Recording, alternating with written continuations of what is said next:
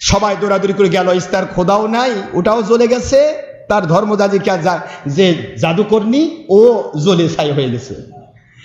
লাবান এবার ঘোষণা দিল, বুঝতে পেরেছি এটা ইয়াকুব আলাইহিস সালাম ওনার আল্লাহর কুদরত। ইয়াকুব আলাইহিস সালাম বললেন, আসো সবাই, বুঝতে পেরেছি এতদিন যা করেছি সব ভুল, এখন আমাদেরকে যেতে হবে এক ও অদ্বিতীয় আল্লাহর দিকে। জোরে বলুন সুবহানাল্লাহ। পুরো ফাদ্দানবাসী সবাই তার লাবানের ডাকে সাড়া দিলেন, সবাই গিয়ে তার কাছে কালেমা পড়ে মুসলমান হয়ে গেলেন। এই হলো ইয়াকুব আলাইহিস সালাম। এখান থেকে যখন এর মধ্যে কিছুদিনের মধ্যে কেনান থেকে খবর আসলো যে হযরতে ইসহাক আলাইহিস সালাম ইন্তেকাল করেছেন, তখন তিনি তার পুরা সন্তান 12 জন সন্তান, তারপরে মেয়েটা দিনেজা সব সহ এট এ টাইমে ফাদ্দান থেকে তিনি কেনানে চলে গেলেন। সুবহানাল্লাহ পড়বেন না? কেনানে অবস্থান করছেন। এবার আমার আল্লাহ পাক রব্বুল আলামিন সেই ঘটনাটা কোরআন শরীফের মধ্যে তুলছেন। খুব ভালো করে বোঝার চেষ্টা করুন। আমি আপনাদেরকে ছোট্ট একটু টাচ দিয়ে আমি এখানে শেষ করব, আর আগামী পরের জুমাতে ইনশাআল্লাহ এর পরিপূর্ণ আপনাদেরকে বলার চেষ্টা করব। এটা ইউসুফ আলাইহিস সালামের কাছে এই ইহুদি পাদ্রীরা এসে ঘোষণা দিলেন, বলতে লাগলেন যে সাবাবে নুজুল যেটা আমি বলতেছিলাম, ইউসুফ আলাইহিস সালামের আব্বার নাম কি? ইয়াকুব আলাইহিস সালাম। তো ইয়াকুব আলাইহিস সালাম ব্যাপারে আমার নবীজি পাক মুহাম্মদুর রাসূলুল্লাহ সাল্লাল্লাহু আলাইহি ওয়াসাল্লাম ওনার কাছে এসে ইহুদি পাদ্রীদের দোষ পেয়ে এই সমস্ত কাফিরের আসে বলতে লাগলো, আপনি যদি নবী হন, যেহেতু আপনি কোনো কেতাবও পড়েননি, কোনো স্কুল কলেজও ভর্তি হননি, কোনো লেখাপড়া করেননি, কাজে আপনি যদি বলতে পারেন তাহলে বুঝবো আপনি নবী। কি বলতে হবে? যে কেনানে ছিল ইয়াকুবের বাড়ি, কিন্তু তার সন্তানগণ সহ পরে তারা মিশরে গিয়ে কেমনে বাস করলেন। মিশর কোথায়, কেনান কোথায়, মিশর প্রায় 1 নয় 2 নয় প্রায় 30 দিনের রাস্তা তৎকালীন সময়ে। তো এই মিশরে গিয়ে তারা কেমনে, মিশরের মেনফিস শহরের পার্শ্বে নীল নদের ত্রিমোহনার কাছে তারা গিয়ে বসবাস শুরু করলেন। এখান থেকে ইহুদি গোষ্ঠীর উদ্ভব হলো। কি কথা কি বুঝতে পেরেছেন? এই ইয়াকুব আলাইহিস সালামের প্রথম সন্তানের নাম ছিল ইয়াহুদা, আর এই ইয়াহুদার নামে যে বংশের নাম তার নাম কি? ইহুদি।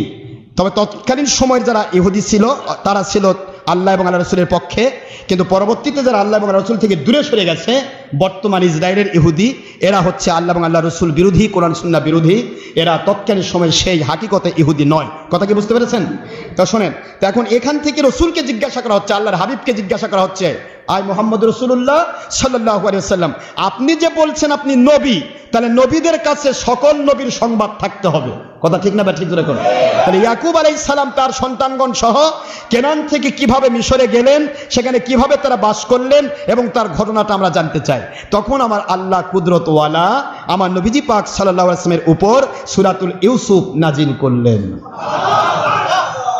আমার আল্লাহ জানিয়ে দিচ্ছেন, আমার বন্ধু আপনার কোনো টেনশন নাই, সব তো আমি আল্লাহ জানাবো। নবী শব্দের অর্থই হচ্ছে দুনিয়াবাসী যা জানে না সেই অজানা খবরগুলি দানকারী নবী। জোরে বলুন সুবহানাল্লাহ। আপনি অজানা খবরগুলি সবাইকে শিখাবেন, আমি আল্লাহ আপনাকে শিখাবো, আর আপনি দুনিয়াবাসীকে শিখাবেন। জোরে বলুন সুবহানাল্লাহ। বিসমিল্লাহির রহমানির রহিম।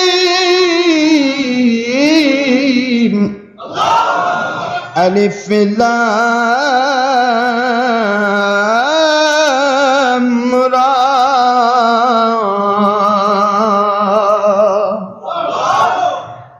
সূরা ইউসুফ শুরু হলো প্রথম আলিফ লাম র। আয় আমার বন্ধু ওদেরকে বলেন, ওরা যদি ভালো বোঝে তাহলে আলিফ লাম র এই 3টি অক্ষরের অর্থ ওরা করে দেখ। ওরা তো আরবিতে খুব পারদর্শী। প্রথমে ওদেরকে ঠ্যাক দিলেন।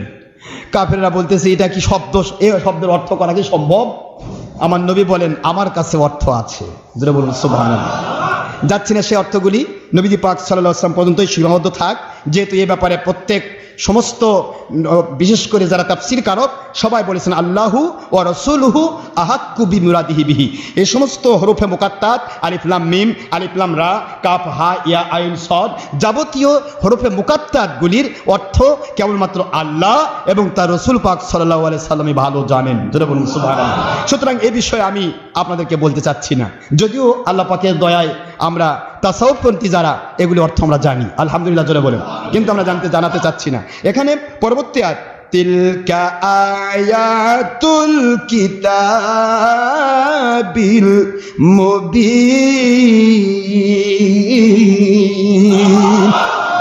আয় আমার বন্ধু, আয় আমার হাবিবি, আয় আমার প্রিয় নবী সাল্লাল্লাহু আলাইহি ওয়াসাল্লাম, নিশ্চয় শুনে রাখুন, এগুলো হলো সুস্পষ্ট আয়াত, সুস্পষ্ট নিদর্শন, যেগুলো দুনিয়ার কেউ জানে না।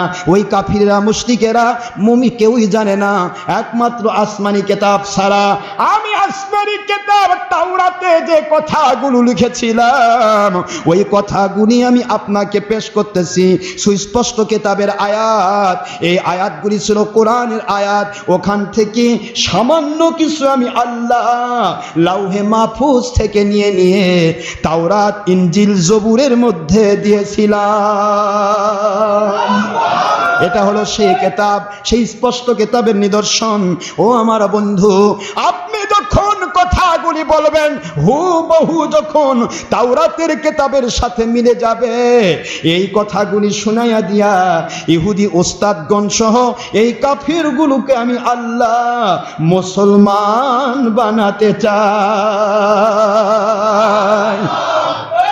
যখন নবীজির কথা মিলে যাবে, এই 111 আয়াত বিশিষ্ট সূরাতুল ইউসুফ যখন হুজুর পাক সাল্লাল্লাহু আলাইহি ওয়াসাল্লাম বর্ণনা করলেন, ইহুদি নেতারা সবাই বলতে লাগলো, এমন কথাগুলি আসমানি কিতাব ছাড়া বলা সম্ভব না। তারা সকলে কলেমা পড়ে মুসলমান হয়ে গেল। সুবহানাল্লাহ পড়বেন না জোরে? সুতরাং হুজুর পাক সাল্লাল্লাহু আলাইহি ওয়াসাল্লামকে আল্লাহ পাক কেন এটা দিলেন, এর বিষয়গুলি নিয়ে আমি পরতে আলোচনা করব। নাহনু নাকুসু আলাইকা আহসানাল কসাসি বিমা আওহাইনা ইলাইকা হাদাল কুরআন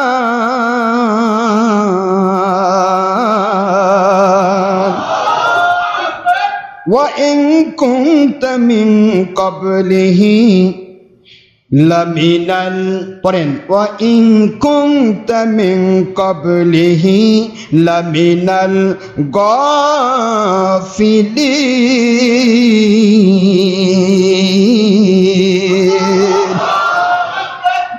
আল্লাহ বলতেছেন যে আমি আপনাকে অনেক উত্তম ঘটনা শোনাচ্ছি। সুবহানাল্লাহ পড়বেন না? নাহনু নাকুসু আলাইকা আহসানাল কসাস।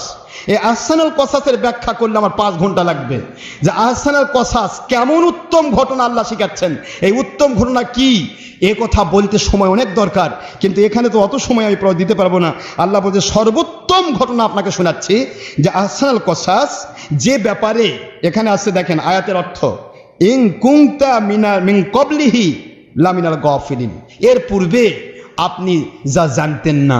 তার মানে কি, আমার নবীজি পাক সাল্লাল্লাহু আলাইহি ওয়াসাল্লাম যা জানেন, খুব ভালো করে বোঝেন, যা জানেন তা আমার আল্লাহর কুদরত থেকেই জানেন। এই কথাটা মনে রাখবেন তো। আল্লাহর হাবিব যেটুকু গায়েব জানেন, যতটুকু এলেম জানেন, যা জানেন সবকিছু কার দেওয়া? আল্লাহর দেওয়া, আল্লাহ প্রদত্ত। এই বিশ্বাসটা রাখতে হবে। তাছাড়া হুজুর জানেন না বলতে হবে তাহলে আল্লাহ জানে না। আল্লাহ যেহেতু বলতেছেন আমি জানাচ্ছি, এই কোরআন, এই সূরা ইউসুফে এসেছে, তিলকা আমবাউল গায়বি নুহিহি ইলাইক। আমার বন্ধু, যতগুলি কথা আপনাকে শোনাচ্ছি সবই হলো গায়েবের এলেম। সবই কিসের এলেম? আমবাউল গায়ব। বুঝতে পারতেছেন? আম্বা শব্দের অর্থ খবর সমূহ, গায়ব মানে গায়ব, অদৃশ্যের খবর। আমি আল্লাহ নুহিহি ইলাইক, আমি আল্লাহ আপনার কাছে সেগুলি ওহী করতেছি। জোরে বলুন সুবহানাল্লাহ। আল্লাহ পাক ওহীর মাধ্যমে নবীজিকে গায়েব দান করেছেন। আর আজকের বাতিল 72 বলতেছে নবী গায়েব জানে না, তার মানে আল্লাহর কোরআনই তারা অস্বীকার করছে। বলতে হবে আল্লাহ জানাইছেন, নবীজি জানেন। নবীজি নিজের থেকে কিছুই জানেন না, কিছুই বলেন না। যা বলেন, যা জানেন সব আল্লাহর কুদরত থেকে বলেন এবং জানেন। জোরে বলুন সুবহানাল্লাহ। এইটা দিয়েই আল্লাহ বোঝাতে চাচ্ছেন, বন্ধু আপনাকে উত্তম ঘটনা আমি শোনাচ্ছি, শিখাচ্ছি, এইগুলি আপনি শুনুন আর ওদেরকে বলেন। এখন এর মধ্য দিয়ে কি ঘটনা, যে ব্যাপারে আপনি বেখবর ছিলেন, আপনি জানতেন না, আগে খবর ছিলেন না। এই গাফিলিন শব্দের অর্থ উদাসীন বলা যাবে না। এই গাফিলিন শব্দের যদি কেউ উদাসীন বলে তাহলে সে বেঈমান হবে। আমার নবী উদাসীন ছিলেন না। আমার আল্লাহ বলতেছেন, আপনি যা আমার পক্ষ থেকে আগে জানতেন না, এখন আমি আল্লাহ তা জানিয়ে দিচ্ছি। যেটা বলুন সুবহানাল্লাহ। এখানে إذ قال এবার আসতেছে إذ قال يوسف لأبيه يا أبت إني رأيت 11 كوكبا والشمس والقمر رأيتهم لي ساجدين।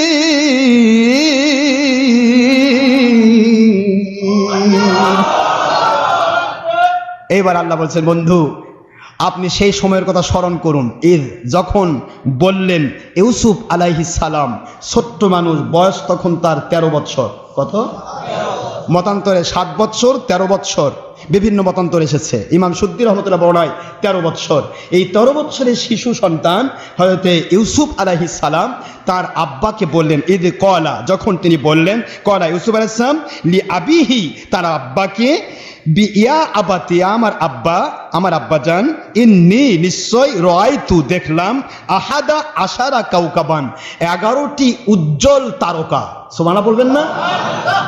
ওয়াস শামসা, সূর্য, ওয়াল কমারা, চন্দ্র, রাআইতুহুম, আমি দেখতে পেলাম তাদেরকে, এই 11টি উজ্জ্বল তারকা, আর এখান থেকে সূর্য আর চন্দ্র, রাআইতুহুম, তাদেরকে আমি দেখলাম কি, লি, আমাকে, সাজিদিন, সেজদা করতে।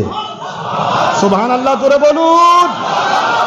আমি দেখলাম যে সমস্ত তারকা, 11টি তারকা, উজ্জ্বল তারকা, কাউকাব এবং সূর্য ও চন্দ্র, এগুলিকে আমার কাছে সেজদা অবনত অবস্থায় দেখলাম। শুরু হয়ে যাচ্ছে কিন্তু খবর, তারকা সেজদা করছে। রাআইতুহুম লি সাজিদিন, পরিষ্কার কথা, এর মধ্যে কোনো সন্দেহের অবকাশ নেই। আমি সব কিছু দেখলাম। এই কাউকাব কেন ব্যবহার করা হলো? এখানে আরেকটা জিনিস এসে গেল। নাজমুন শব্দের অর্থ হলো নক্ষত্র। নাজমুন শব্দের অর্থ কি? যে আলো দেয়, নিজের আলো আছে। আর কাউকাব হচ্ছে উজ্জ্বল তারকা। এই উজ্জ্বল তারকা এখানে হলো, তার মানে হলো ইউসুফ আলাইহিস সালাতু ওয়াস সালাম তিনি নাজম, তিনি নবী, আর অন্য ভাইরা তারা নবী নয়। সুবহানাল্লাহ পড়বেন না জোরে? অন্য ভাইরা তারা নবী নয়। এই 11টি তারকা হচ্ছে 11 ভাই, আর সূর্য চন্দ্র হচ্ছে তার আব্বা এবং আম্মা। এখন এই যে ঘটনা কোরআন শরীফে আসতেছে, কত বড় বিশাল ঘটনা, আমি পর্যায়ক্রমে ভিত্তিতে বলার চেষ্টা করব। আজকে শুধু এইটুকুই বললাম যে তিনি এই স্বপ্নটা যখন দেখলেন, তার আব্বার কাছে কথাটা যখন গোপনে বললেন, তার আব্বা জান ইয়াকুব আলাইহিস সালাম বলেন, বাবা, শয়তান তো মানুষের প্রকাশ্য শত্রু, তোমার ভাইয়েরা এটা ঈর্ষা পরায়ণ হবে, তুমি ছোট মানুষ, তোমার ভাইয়েরা তোমার প্রতি ঈর্ষা পরায়ণ হবে, স্পর্শকাতর জিনিস এটা, যে তুমি ভাইরা তোমাকে সেজদা করছে, তোমার আব্বা আম্মা তোমাকে সেজদা করছে, এটা পরিষ্কার অর্থ। সুতরাং এইটা ঘটবে, এর মধ্যে সন্দেহ নেই। সুবহানাল্লাহ পড়বেন না জোরে? কারণ নবী রাসূল আলাইহিস সালাম যেটাই স্বপ্ন দেখেন সেটাই ওহী। ওহী ঘটবেই, কেউ মানুক আর না মানুক, জানুক আর না জানুক, বিশ্বাস করুক আর না করুক। যারা বিশ্বাস করবে তারা মুমিন, যারা বিশ্বাস করবে না তারা বেঈমান। কিন্তু ওহী যা বলা হয়েছে ঘটবে। তিনি বললেন এটা ঘটবেই, কিন্তু এটা সহ্য করবে না শয়তান, ইবলিস। ইবলিস ইন্নাশ শাইতানা আদুবুম মুবিন, তিনি বলতেছেন শয়তান তো স্পষ্ট শত্রু, তোমার ভাইদের উপরে নির্ভর করে, ভর করে, তোমার ভাইদের মাধ্যমে তোমার শত্রুতা, তোমার উপরে ষড়যন্ত্রের জাল সে বিছাতে পারে। এই জন্য এটা তোমার ভাইদেরকে বলতে যেও না। এই কথাটুকু তিনি আব্বা তাকে সতর্ক করে দিলেন। হযরত ইউসুফ আলাইহিস সালাতু ওয়াস সালাম ছোট মানুষ, তিনি তো এটাই না আব্বার কাছে বলেছেন, ওইটা আবার ওই বেলহে শুনেছে, বেলহে আবার সকল সন্তানের কাছে বলে দিয়েছে। কথা কি বুঝতে পেরেছেন? এটা বিশাল হয়ে গেছে। লাস্টে গিয়ে কি ঘটনা ঘটবে আপনারা ইনশাআল্লাহ বুঝতে পারবেন পরবর্তীতে। আমি আজকে এই পর্যন্তই শেষ করছি, যেহেতু সময় নেই। আমি আপনাদেরকে এতটুকুই বলবো যে মহান আল্লাহ আমাদেরকে বোঝার তৌফিক দান করুন, যে আমরা যেন কোনো ক্ষেত্রেই যেন শয়তানকে আমাদের কাছে প্রশ্রয় না দিই। কারণ শয়তান কিন্তু তিলকে তাল, তালকে কাঁঠাল করে। কথা বুঝতে পেরেছেন? তিলকে তাল, তালকে কাঁঠাল, কাঁঠালকে বিশাল বড় ডোল বানায় ফেলবে, উল্টা পাল্টা করে ফেলবে। শয়তান এত বড় খারাপ। একজন আল্লাহর ওলি বলতেছিলেন, এই আপনি ইয়ার মধ্যে শয়তান ইবলিসের সাথে তার দেখা হচ্ছে। ইবলিস হাসতেছে। কি রে ইবলিস, হাসিস কেন? কই হুজুর, আজকে আমি একটা ছোট্ট ঘটনা ঘটাইছি, তার উপর একটা মার্ডার হয়ে গেছে। এর মার্ডার হলো মানে? বলে আমি কিছুই করিনি, আমি শুধুমাত্র এই রাস্তার মধ্যে একটু মধু মতান্তরে চিনি ছিটাই দিছিলাম, বাস। তারপর কি হলো? কই ওই মধু চিনি মিষ্টি খাওয়ার জন্য টিকটিকি ছুটে আসলো। এবার পিঁপড়া ছুটে আসলো, পিঁপড়াকে খাওয়ার জন্য টিকটিকি আসলো, টিকটিকি খাওয়ার জন্য বিড়াল ইঁদুর আসলো, ইঁদুরকে খাওয়ার জন্য বিড়াল আসলো, বিড়ালকে আবার ধরার জন্য কুকুর আসলো। তো বিড়ালের মালিক, বুঝতেছেন নাকি আপনারা? এটা শয়তানের ডায়েরিতে বলতেছে, আল্লাহর ওলির কাছে শয়তান স্বীকারোক্তি দিচ্ছে। শয়তান বলতেছে, আমি শুধুমাত্র একটু মিষ্টির শিরা রস ফেলে দিয়েছিলাম, এর উপর ভিত্তি করে পিঁপড়া আসলো, পিঁপড়াকে খাওয়ার জন্য টিকটিকি আসলো, টিকটিকিকে খাওয়ার জন্য ইঁদুর আসলো, ইঁদুরকে খাওয়ার জন্য বিড়াল আসলো, বিড়ালকে খাওয়ার জন্য এসে কুকুর ধাক্কা মারলো। এই কুকুর ধাক্কা মারার কারণে বিড়ালের মালিক গিয়ে কুকুরটাকে মাথায় বাড়ি দিয়ে মেরে ফেললো, কুকুরের মালিক এসে বিড়ালের মালিককে মাথায় বাড়ি দিয়ে মেরে ফেললো। কথা বোঝার চেষ্টা করবেন, শয়তান কিভাবে মানুষকে ধোকা দেয়। শয়তান তিলকে তাল, তালকে কাঁঠাল কিভাবে বানায়, সে কিন্তু বড় কাজ করে না, ছোট্ট করে রাখে। একটু শিরা ফেলাইছে, এটার উপর ভিত্তি করে আসলো পিপিলিকার পরে আপনার কি টিকটিকি, টিকটিকির পরে ইঁদুর, ইঁদুরের পরে বিড়াল। এখন বিড়ালে যখন কামড় দিছে কি কুকুরে, বিড়ালের মালিক তো আছে একজন, এই বিড়ালের মালিকে চাই আমার বিড়ালকে কামড় দিল কেন কুকুর, কুকুরের দিছে বাড়ি মাথায়, কুকুর মরে গেছে। এখন কুকুরের মালিক সে বলতেছে, আরে তোর স্পর্ধা তো কম নয়, আমার কুকুরকে মারি ফেললি। ও এসে আবার কুকুরের মাথার যেমন ও বাড়ি দিছে, ও কুকুরের বাড়িটা আবার ওই বিড়ালের মালিকের মাথায় মারছে। বাস, মালিক শেষ। এখন কি হবে? এখন মার্ডার হয়ে গেল, বিচার চলছে। আমি আপনাদের খেদমতে বলছি, ইবলিস শয়তান কিন্তু এভাবে কাজ করে, সামান্য একটু কাজ করবে আর বাকিগুলো আপনাকে কলুর বলদের মতো খাটাই নেবে। নাউজুবিল্লাহ বলবেন না জোরে? আমরা যেন ইবলিসের তাড়না নাই পড়ি, জোরে করেন আমিন। আল্লাহ পাক আমাদেরকে ইবলিস থেকে বাঁচান। আউযু বিল্লাহি মিনাশ শাইতানির রাজিম। আল্লাহ পাক রব্বুল আলামিন বিতাড়িত শয়তান মরদুদ ইবলিস থেকে আমাদেরকে রক্ষা করুন। মিনাল জিন্নাতি ওয়ান নাস, জিন শয়তান মানুষ শয়তান থেকে আল্লাহ হেফাজত করুন, সবাই বলেন আমিন। এই শয়তানি প্ররোচনায় পড়বে, ঈর্ষা কাতর এবং পরশ্রী কাতর হবে ইয়াকুব আলাইহিস সালামের বাকি 10 জন ছেলে।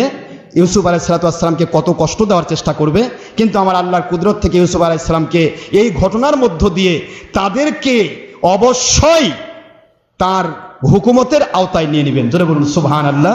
ইউসুফ আলাইহিস সালামকে কোথা থেকে কোথায় উঠাবেন, এই ভাইদেরকে ইউসুফ আলাইহিস সালামের কাছে কিভাবে বিনয়ী করাবেন, কিভাবে তার আন্ডারে করে দিবেন, সব বিষয়গুলি এই কোরআনের এই আয়াত শরীফে সূরার মধ্যে এসেছে। পর্যায়ক্রম ভিত্তিতে আমি ইনশাআল্লাহ বলার চেষ্টা করব।